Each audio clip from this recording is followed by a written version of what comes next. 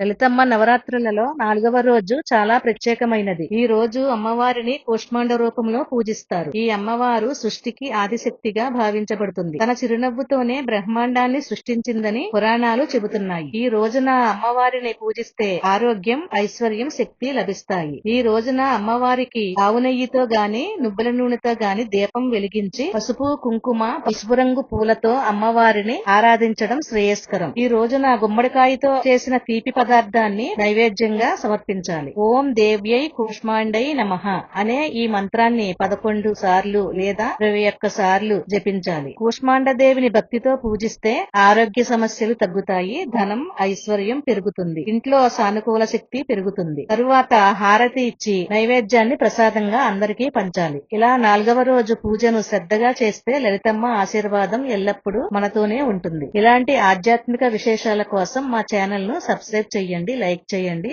Share చేయండి.